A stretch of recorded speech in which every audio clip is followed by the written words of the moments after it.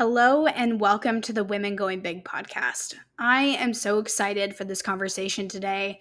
I just wrapped up with Stefanie, who is the CEO, the Chief Empowerment Officer, and founder of WNY People Development. WNY stands for Why Not You? And that was really the theme of our conversation today is why not you? And the synchronicity between Why Not You and Women Going Big was huge. And there were several examples in our conversation of, why shouldn't you take that chance on yourself? What is stopping you from taking that first step to going big? And the biggest thing that I always want to remind my listeners of is that you can go big regardless of where you are currently in life. Going big is the combination of several micro steps, micro actions that you take every day to getting yourself to that next level. So, I always tell people everything that we talk about in these conversations are accessible to you if you put in the work. So, if you love this conversation as much as I did, make sure to tune in and leave a review if you really enjoyed the conversation. You can also connect with Stefanie in the show notes below. So, enjoy this conversation with Stefanie Adams. All right, Women Going Big. I'm so excited to be going live and to be sitting down with Stefanie Adams. I know I'm so excited to have you on, Stefanie. But Stefanie, we dive right in here. We don't do any fluff before getting to the good stuff. So, Stefanie, how are you going big? Well, first off, I love no fluff. I'm originally from Philadelphia, so let's get to it. I'm all in. So going big for me has meant a lot of things over the years. I have lived by the statement of why not me? That has moved me to states where I didn't know anybody. It's had me trying out for professional dance teams with limited experience. It's had me running for office and winning. And then it led me in 2020, right before COVID hit, unfortunately, to launch my own company. And so it's to me something that drives every part of who I am. And I love sharing that with other people, so much so that I named my company WNY People Development, and the WNY stands for Why Not You? I find particularly in leadership development, and I've worked in education and HR for over 20 years, so often leaders lack the confidence to raise their hand and take on that project that they want, go after the promotion or the raise that they feel that they've deserved, or just take the risk to join a new team. So I love to help provide leaders resources that are going to give them the confidence and strength to say, why not me go after this? Why not me lead a new team? Why not me take these big chances in life? And personally, every time I've taken one of those chances, it's led to something great. And, I don't do one-on-one coaching a ton, but I do find that when I do have coaching clients, I find myself all the time, but why aren't you doing it? Mm-hmm. Why not you? And people just kind of pause. And at the heart of it, it's fear. Everyone's so afraid of failing. And I joke about it all the time. I'm like, I love the F word, not the one that you're thinking of. Failure. When we fail, when we take those risks, you learn something. And if you don't learn something because it didn't go the right way, it helped bump you to the next stage, next step, and it gives you that confidence to try again. And so my most recent why not me moment is right behind me. I decided to write a book. And that was a huge step for me. It was an idea in my head for many years since I started my company. And I started it in January of 2023, and it's being released November 12th of 2024. And I am so excited to share the leadership lessons that are behind it. So I guess going big to me is saying, let's go. Why not me? So I guess that would be it. No, I You love name that. it every day. There is a way to go big every day. I totally agree. And sometimes it doesn't have to be big, right? Sometimes it can be just a small step. Like you said, you had the idea for a book, and I'm sure that didn't happen all in one step. That probably took Mhm. several, if not like a lot of little tiny steps, right? Um, Yeah.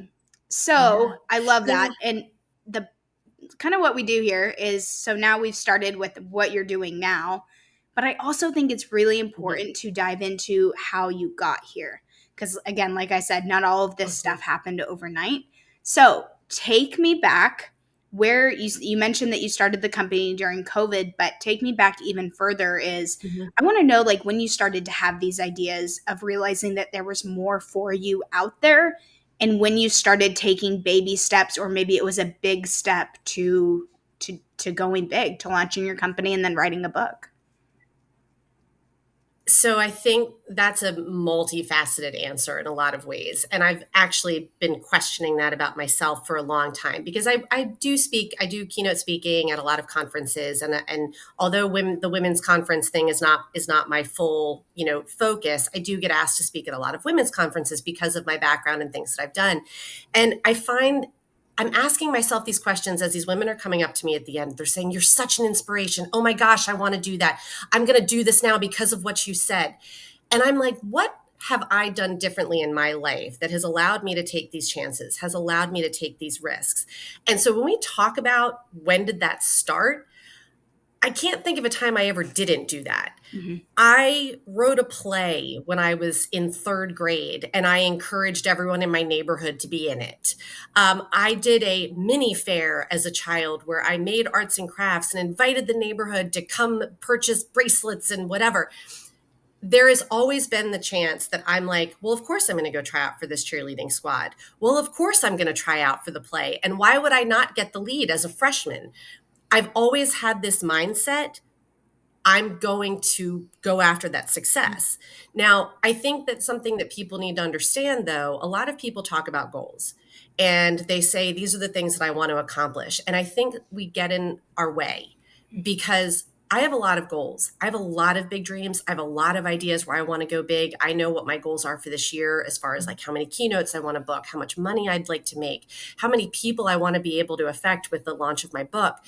However, you have to put in the work. Mm-hmm. It's not just, I want to do these things and someone needs to do it for me. You have to be the one that takes those steps. You have to be strategic with what you want to see happen in your professional and personal career. And it just literally takes that first step.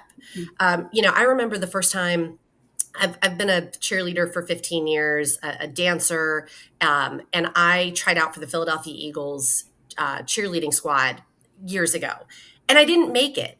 I was the only one of my friends that went. I went by myself. There were 400 women there, and I was like, why not? Right? Yeah. Great experience, met some really nice people that day.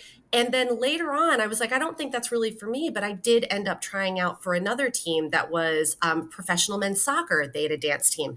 I made that team. And it was because of the experience that I had gotten at the Philadelphia Eagles dance tryout that allowed me to know what they're looking for, know how to be, what did I need to do? So it was something that took a risk by myself, learning opportunity, and take that and translate it into something else. Mm-hmm. So I think that, taking those experiences, if you're at work and you realize that you're sitting in meetings and you haven't said anything to your team during that hour-long meeting, ask yourself why not? Why are you not letting your voice be heard? And make a goal for yourself that next meeting, I am going to share my insights, an idea. I'm just going to raise my hand. It starts with those little going big moments Mm-hmm. that you go, I did that. Okay, go me. Now, next time when you raise your hand, say, I want to lead the next project. Mm-hmm. And it just builds. It gives you Yeah. the confidence to continue to go bigger. And so set the goals, but Mm-hmm. also understand that it's going to take steps to get there. Yeah, and I really agree with that. And I think, I don't want to say it's easier for some people than others, but I think, like you said, you've been practicing this since that play that you wrote in the third grade. So this has been Hmm. something, whether you knew it or not, it's been something that you've been working on since you were, what, 8, 9 years old. But I Yeah. think for others who, and my thought goes to the person that has taken the job because they have to make money, right? The woman that has taken the job Yep. because she has to bring in income. um and I talk a lot Mhm. about, like, the tunnel vision, where you get so in a rut and then you look up one day and you realize, oh my gosh, how did I get here? Why am I here? Yeah. This is not what I want to be doing. And like you said before, I think a lot of it is that fear of taking even a baby step of leaving the comfortability of what you have built around yourself and opening yourself up Wow. to that failure. The like being vulnerable, Yeah. and that's such a wild thing because I'm an entrepreneur. I've been an entrepreneur for 10 years. I'm used to taking risks. Like every day is a risk when you Right. have your own business. But for some people it's not that easy. So and I always like Mhm. to ask my guests this, what is something that you would say to someone that is scared to even take that baby step? Maybe somebody that has been in a corporate job for a long time and is like craving something more. What would you say to her? Yeah. Um, do it, but you have to recognize what your motivators and needs are at the time. Mm, So, to your point, we have different seasons. If you ask me what was motivating me in my early 20s, I would 100% say this is about title, it is about money, because why I was establishing myself as a professional, I was creating the life that I wanted. As I moved into my 30s, I got married, I had a child. Then what season was I in at that point? Well, I was the breadwinner for my husband and I for the first couple of years. And then that started to shift. And as that started to shift, that started to give me some space to go, okay, what really drives the passion inside of me? And I've always stayed really close. Education is very important to me. Working with students is very important to me. That next generation leader to me is so valuable, and being a part of that. So I had stayed near education, but then what I realized, I was like, well, I want to learn some business acumen. So taking that step into the business world, I hear it from teachers all the time. How did you go from nonprofit or education into the corporate setting? And it's like mind blowing for them.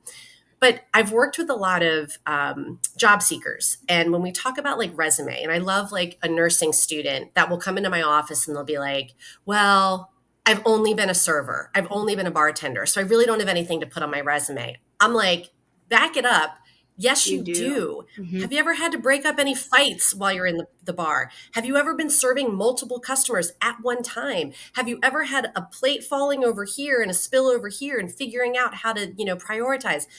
Multitasking, people skills, prioritization. I was like, those are all things that are applicable into the healthcare field, the education field, you Honestly, know, everything. and so being able, right, like you've got to be able to recognize that, okay, I may not have done this thing on paper, but you definitely have applicable skills that you can start moving it into. Now, depending on the season, if you are in that season where you're like, hey, my 9 to 5 is paying my bills and I need this to survive, I need this to put food on the table, okay, it's not the time to walk away from that. That's okay. But what do you want to do? Start putting things into play that are going to help you get there. They said there's a statistic that came out recently. I'm big into multi-generational research, and Gen Z, 60% of Gen Z has either started their own business or is planning to start their own business. So they're not doing it during their 9 to 5. Well, some of them are, but they do their 9 to 5. They're making the money that they need to do. And then they go home and they do a side hustle. Mhm. And that's where it starts. I was lucky in that my husband and I, when I stepped away to start my own company, we made an agreement that that first year, I was not going to make any money. Like we had prepared for it, we planned for it. And I actually did. I ended up $600 in the black during COVID. I was very excited about that. I mean, it Yeah. was just barely, but I ended up in the Did black. it. But we went into it with that planning. Hmm. Not everybody can do that. Hmm. So, understanding where you are, understanding what you need to do to stay afloat, to support yourself and the people that count on you, but also start ticking away at things. Maybe it's something as simple as doing an online course, Hmm. right? If you want to understand AI more, or you want to get into some sort of coding programming, all of that stuff is available online.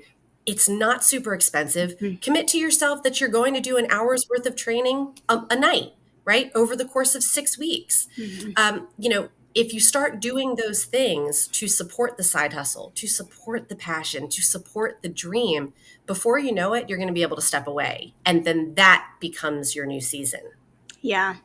And I love that so much. And something else. So we're talking about really big things. We're talking about taking big Mhm. steps, and it's almost like pretty linear. If you have an interest, what small things do you need to do to get there, even if, like you said, it's taking a course.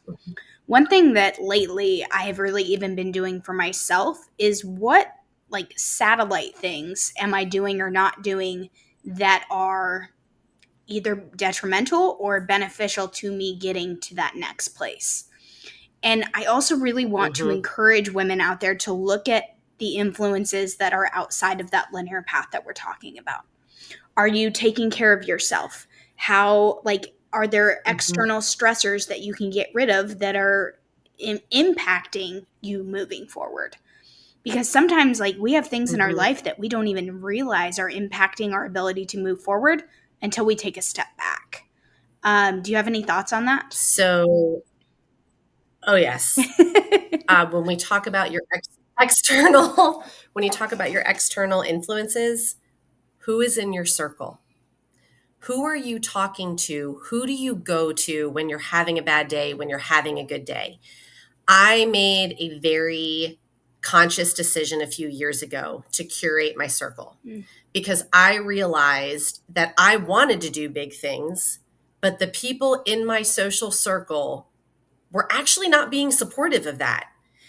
And if you've got people around you that are like, oh, you'll never be able to do that, or no one's ever going to listen to that idea, guess what? You're going to start to internalize that and you feel that Mhm. and you can't step forward. So the first thing I always say is who is in your corner? If there are people that are doing big things, you are going to do big things. It's what's the quote? I think Rohn said, you're the average of the five people Mhm. you spend the most time with. Yeah. So who are those people?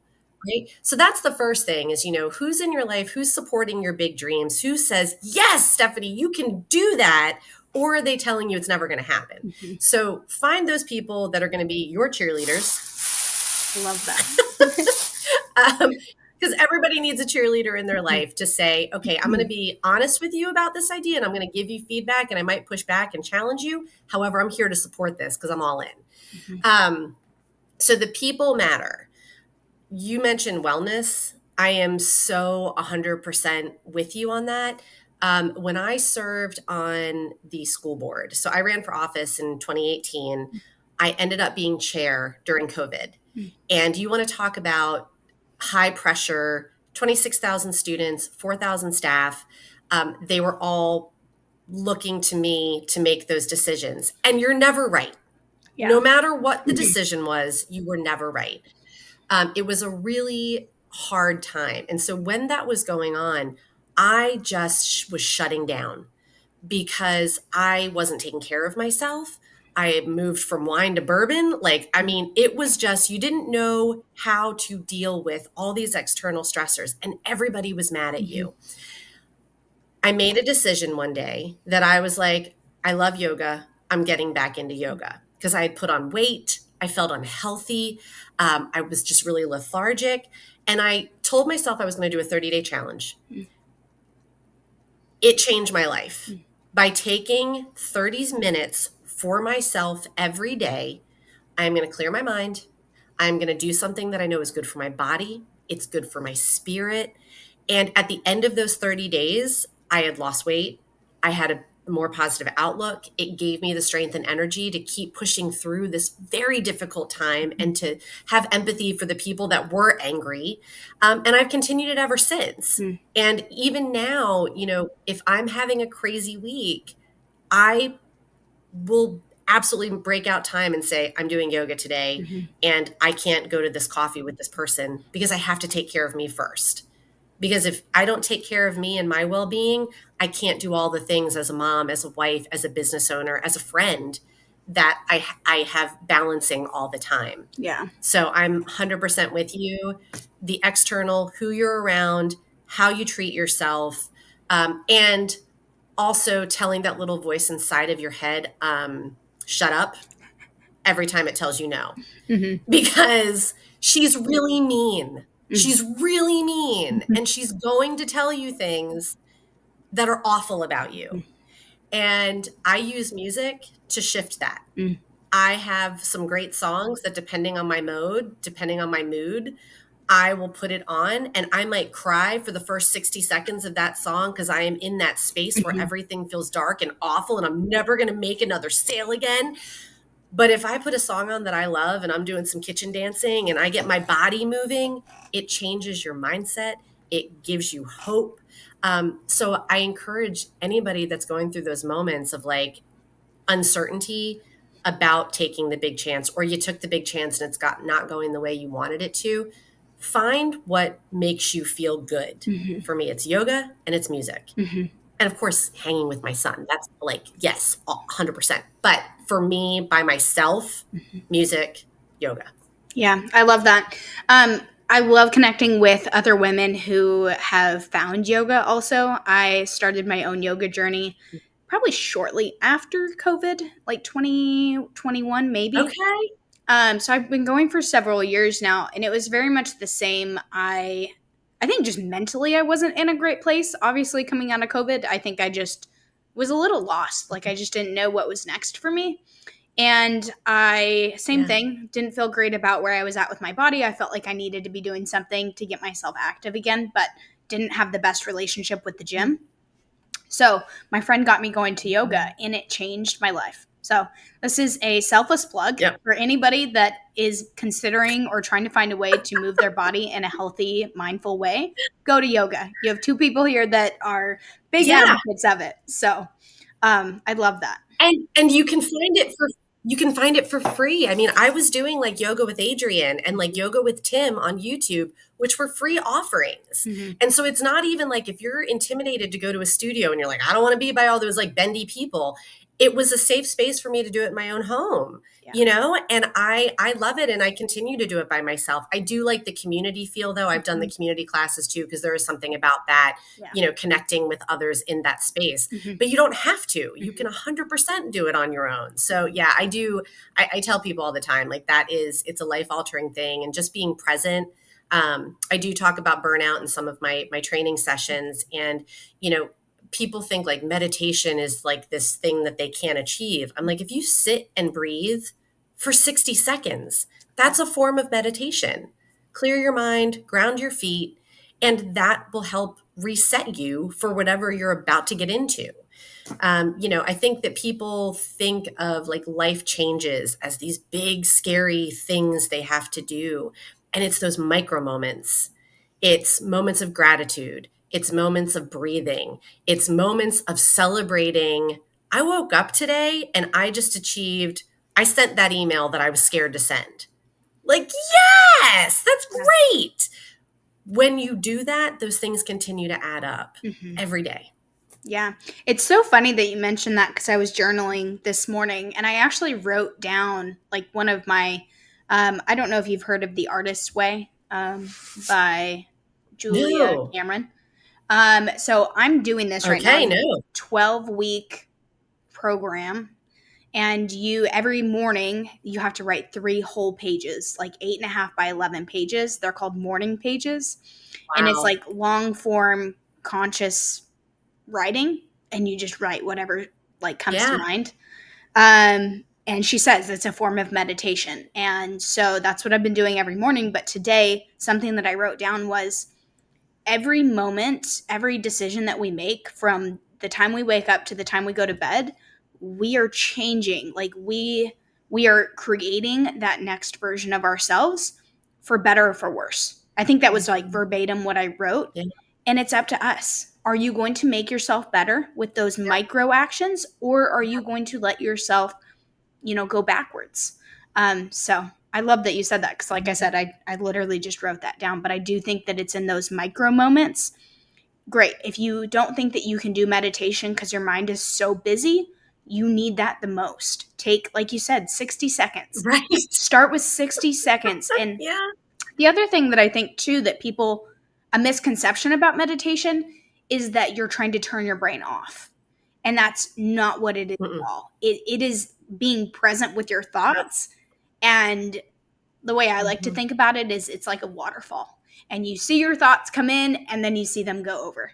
And it's just a constant, Yep. just letting them go by rather than Mhm. focusing and hyper focusing on them or trying to get them to go away entirely because that does Yep. not And work. That's never going to work. No, they're always going to be there. But what do you do with them when they do float through? Do we obsess about them? Do we let them alter our thought process for that moment? Like, yeah, I mean, just being able to let it flow and be present in the moment. Because I think, especially as women, there are so many balls in the air constantly. You know, my son's 12. And so, like, even like my husband has recently taken a new job, so we're spending some time apart because he is in another place traveling a lot. I am here with my son. So like today it was everything from I need to mow the lawn to I need to get my son registered for his running group. Oh, I also need to get this contract into this client that's waiting on me. And I need to reconnect with one of my girlfriends that we were supposed to grab a glass of wine next week. Like, it's all the things. Yeah. And so it's easy to just feel like you're stuck in a tornado of chaos. And I do love chaos. I think I say I function well in chaos because I do have a lot of things, but the chaos can overtake you Mhm. and that tornado can toss you miles and miles away. So, how do I stop and go, okay, in this moment, what is the most important thing that I have to tackle right now? And sometimes you just have to stop. Mhm. And I have decided and I've made a choice in my life, during this time of that's so busy and so exciting for my family, for my business. If I want to sit on my couch for 2 hours and watch Love Island reruns, I'm going to do that. Because if that's what my body and mind are telling me, Mhm. I'm going to listen and I'm not going to feel bad about it. Mhm. I'm not going to apologize for anybody. I'm going to put that time aside for me because that is what I need at this moment. Mhm. And that has felt so empowering. Mhm. And I just feel like I'm taking control of my life by doing nothing. Mhm. And it works. Yeah. And that's something too. I think So, I'm glad you brought that up because that was something I wanted to touch on earlier is that takes I don't want to say like a lot of awareness, but it does take a certain amount of self-awareness within yourself to be able to mhm, recognize that I need this, whether it's like you said sitting and mhm, vegging for 2 hours doing nothing, or maybe it's making like maybe I need to like really power and feed my body like with either good food or soul food, mhm. whatever that is. And so I think the first step is Yep. recognizing that you need that and admitting to yourself that you're allowed to have that. Because I think as women too, like we deny Mhm. ourselves a lot, or we talk ourselves out of something. Oh, we don't need to spend the money on that, and you might not have the money, and that's one thing. But if you can, and you can take yourself out for a glass of wine, or you can go do that fun crafty thing that you saw on Facebook, like I think being able Mhm. to say yes to ourselves takes practice. Yeah. For me, it's taken a lot of therapy. Yeah. I'm actually a domestic abuse survivor. Oh, great. And although it was 25 years ago, it came back Mm, in spades mhm, while I was on the school board. mm, Because what I recognized, even though I'd been through therapy back then, what I'd recognized was when I was in an abusive situation, it was about lack of control. mm, I didn't get to make decisions for myself because I was making decisions out of fear and protection for mhm, myself. When I got onto the school board during such a angry mhm, time, my family was getting threats by anonymous text mm, messages. The amount of mm, social media bullying and the comments being made about me and my family, I couldn't do anything about it. I was in this role as a government official. So, what that did was that caused, again, this lack of control over my own life and my decisions and feeling like you have to be something for somebody else. And, I'm grateful almost to the fact that going through trauma, because that was trauma being on the board, going through that trauma forced me back into therapy. And I've actually been doing EMDR for about a year now, and EMDR rewires your brain. mm, One of the things that my therapist and I have really worked on is giving ourselves the grace. And what message am I telling myself when I say something's wrong with me for taking 2 hours to watch Love Island? Like, why am I telling myself that? And that question, I'm like, why am I telling myself that? I need it. I'm tired. I've worked really hard this week. My son's at a play date right now for the next 2 hours. Like, why can't I just do this? What's causing me to think there's something wrong with me? And so being able to sort of dig into that and Mhm. say, no, I need this. And that's okay. Mhm. And I think you're right. Women, we don't give ourselves permission to do that Mhm. because we take care of everybody else all Mhm. the time. And I think it's hard because a lot of times that's not something that we consciously think about all the time. And whether it's a husband, whether it's the household. And I mean, most of us these days also have full time jobs, if not a couple jobs to pay for all the bills. So I think that there's so much more on our Mhm. plate and just mentally. And I love my husband dearly. I wish I had his brain sometimes. Like he can just, it's like one track thinking, right? While we have like a Yeah. highway of 6 lanes, both sides Mhm. going all the time. Mhm. And I think it's just the way that we're built and the Yep. way that we're wired. But learning to deal with that as our lives get busier and as society expects more and more out of us, I think it's important Mhm. to slow down and maybe try to condense those Mhm. 6 lanes into three. I just wrote down a list Yeah. today of the things in my professional life and the things in my personal life, things that I'm doing, hobbies that I have going on right now. And I'm like, what of these things do I really love doing? And what things do I not love doing? And how can I get some of these things off my Mhm. plate? Whether it's hiring somebody, whether it's Good for dropping you. them entirely, um, and so that's Yep. something too that sometimes seeing it on paper of how much you have on your plate can help you decide what's worth it and what's not. Yeah, 100%. Good for you for doing that. Because I think that, we convince ourselves that we have to, there's certain things that we just have to do. But if you really break it down to like brass tacks, I don't. I Hmm. have a choice. I don't have to do that. And I think, all the research that's coming out, like I keep wondering, Americans just overall, like we work like crazy, like compare us to like other parts of the world and we're nuts, like Yeah. with the way that we work. And um, there's a reason that other countries are happier than us, and I'm really interested to see the final data that comes out of the study that they're doing in the UK about the 4-day work week. Because being an entrepreneur and starting to make my own decisions, I work, I don't have a strict schedule. Hmm. But what I would say is I'm probably doing 4 days a week when Hmm. it comes to the hours. Now, those 4 days, it might be a Saturday morning Hmm. because it's quiet in my house, everybody's asleep. That's the time that I get a lot done. But having that flexibility and being able to say, today I am going to go pick up plants because they make me happy. And so I'm going to take the run, to the nursery. Like being able to have that control and that power, it makes us better when we sit down and need to do the work. Hmm. And so I really hope that, I think that's why we see so many people going out on their own right now because they don't want, like, I work with a lot of corporate clients and I tell them, I'm like, especially like when you're working with like as a state job or like a federal job, those jobs are not sexy. Hmm. It is very hard to recruit the next generation of workforce when the recruitment style is, hey, you get to come work 8 to 5 for us. And even if you're done your job, you're still gonna have to sit here until 5 o'clock because that's the hours. Hmm. That's not what people want to do anymore. We're not working to live. No, Hmm. excuse me. We're not living to work. We want to work to live. So we're going to do what we need to do to make the money that gives us the lifestyle that we want. But we also want to find fulfillment in that. And, I tell people when they're considering, like changing roles or changing careers completely, I always ask them, and because I actually did this when I graduated from college, my undergrad was elementary education.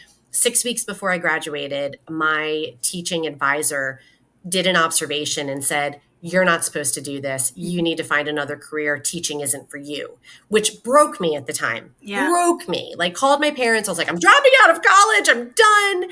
But they were like, no, you need to graduate. But I took all my graduation money and I flew to Florida Hmm. and I sat by a pool and I did a list of what am I good at? What do I enjoy doing?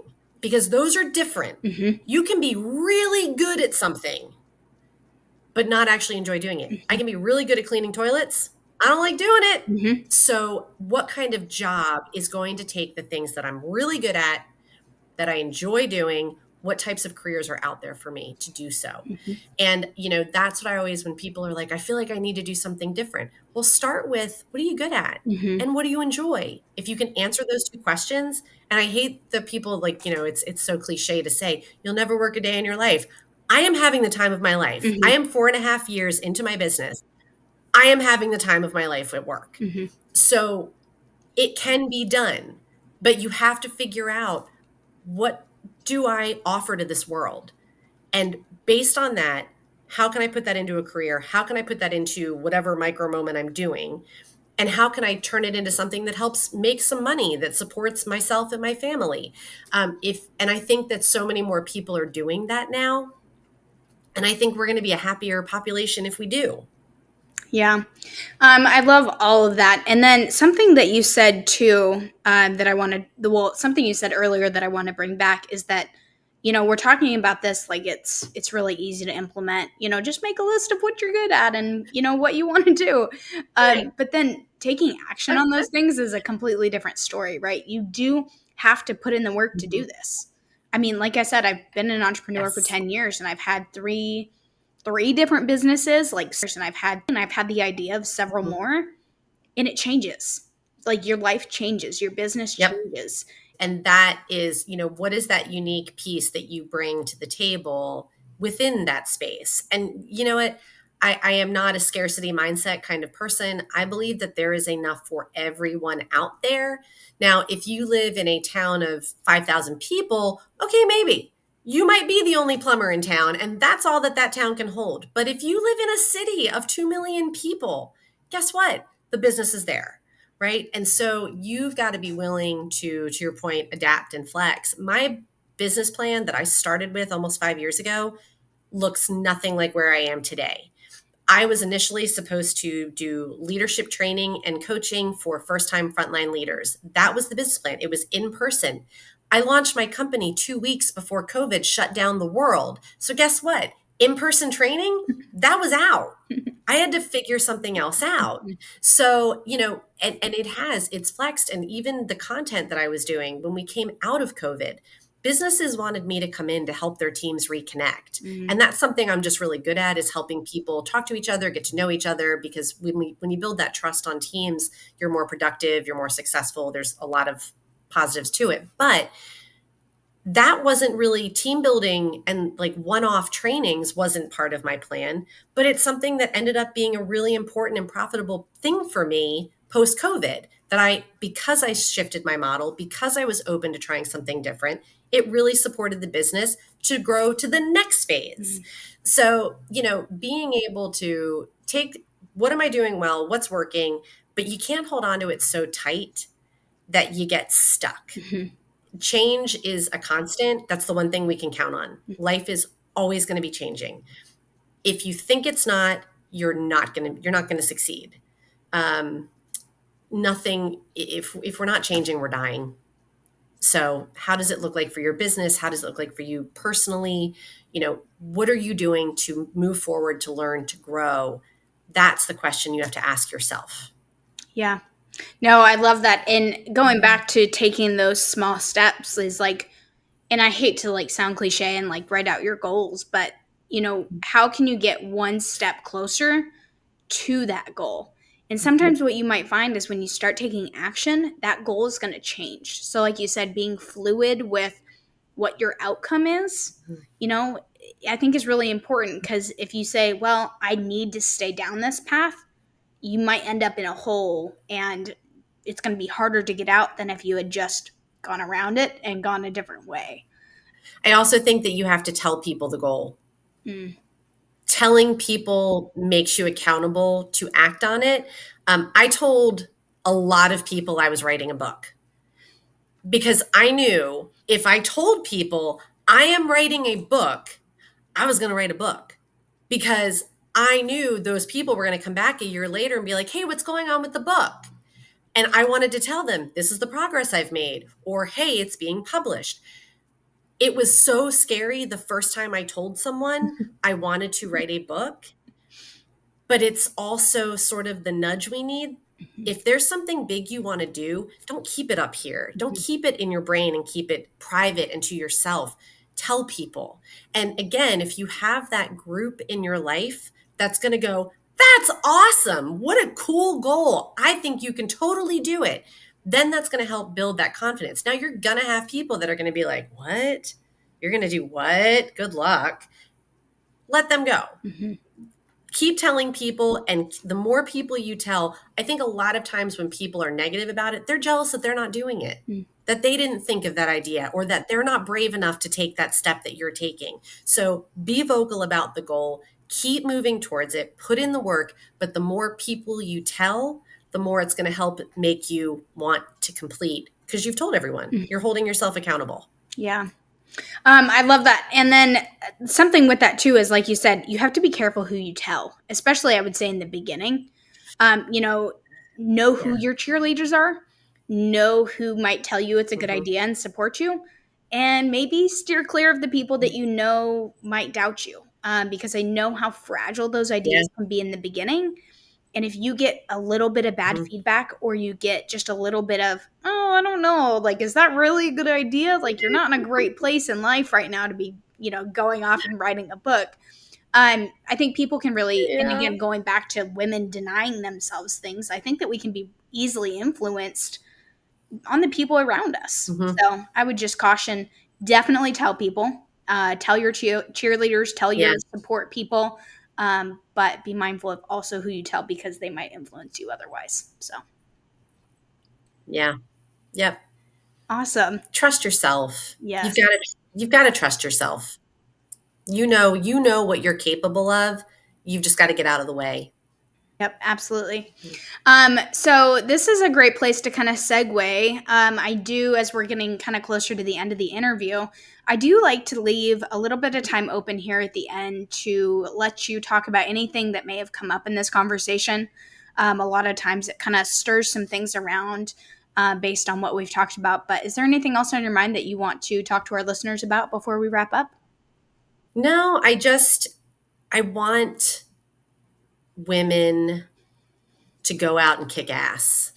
I love I that. just that is like we are so capable, and there's so much there, and I get so frustrated when I hear a woman tell me all the reasons why she can't.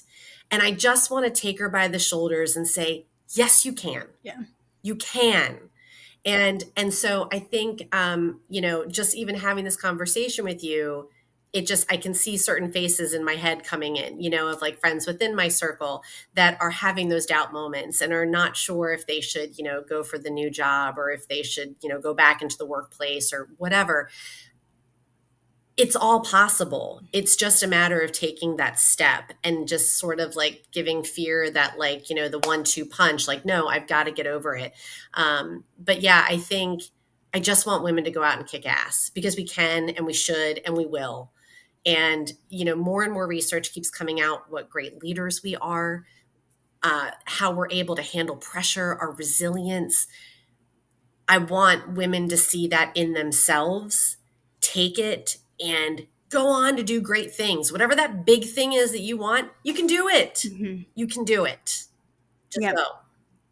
And that's something too that I really push on this is, like I said, even if I reach one person per episode, which, usually it's obviously more than that, but if we all had that attitude and we can change a couple hundred or a couple thousand women to have that mindset of, yeah, I am a badass and I can go out and do these things. Imagine how much better the world is going to be for that. Like, it's Yeah. amazing. Um, I one tip for that helps.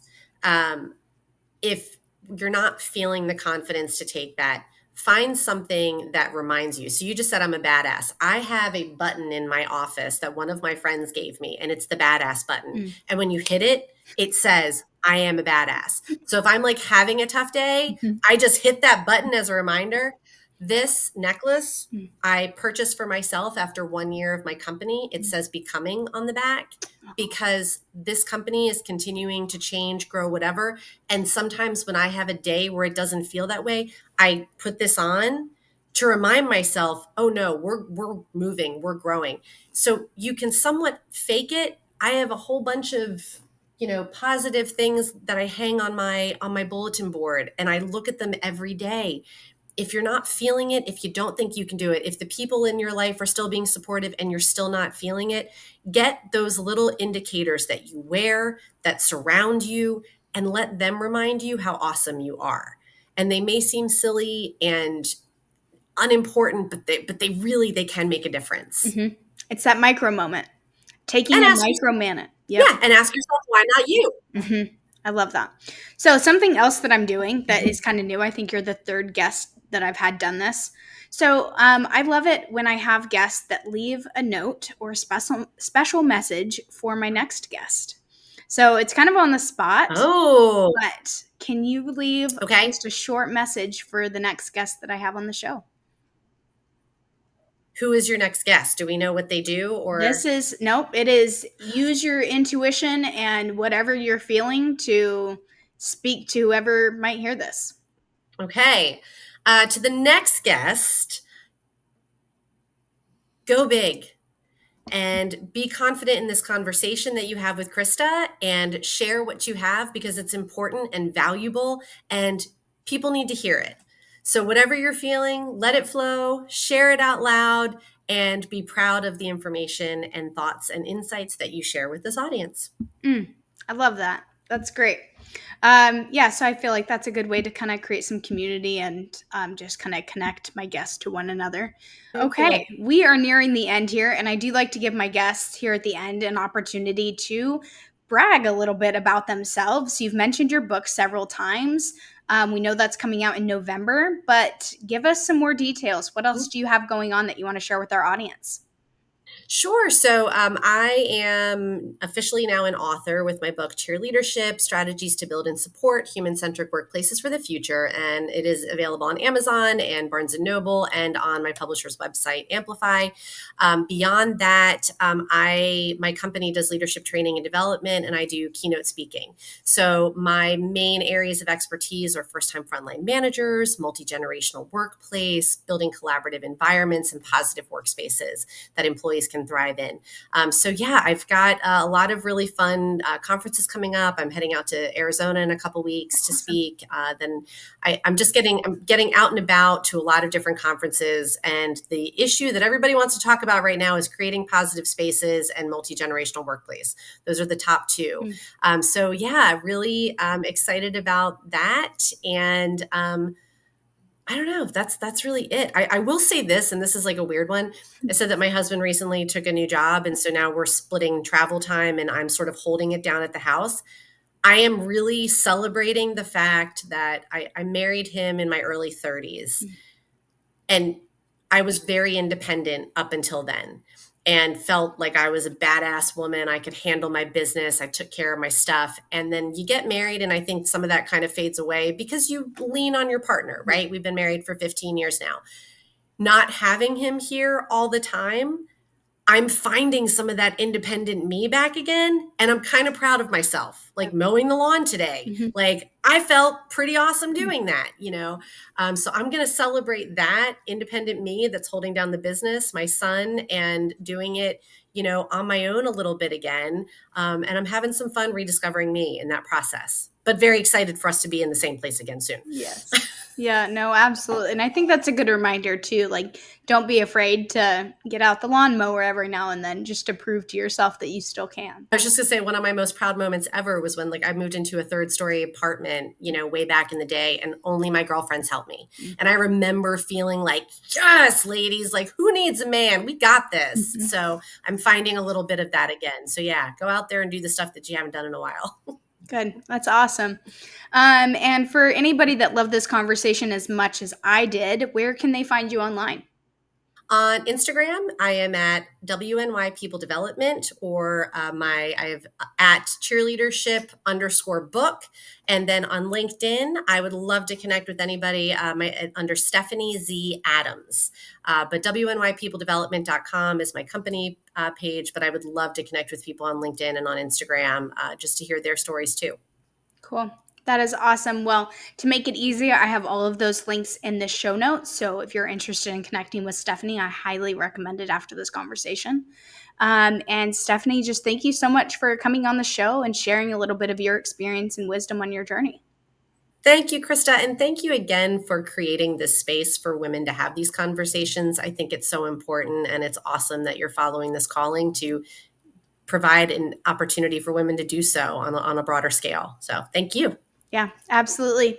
And for anybody listening, thank you for tuning in. I appreciate each and every listener. And like I said, if I can touch one of you and inspire one of you, I have done my job here. So we will see you next time on the Women Going Big podcast. And if you like the show, make sure to leave a review. And we'll see you next week. Bye, guys.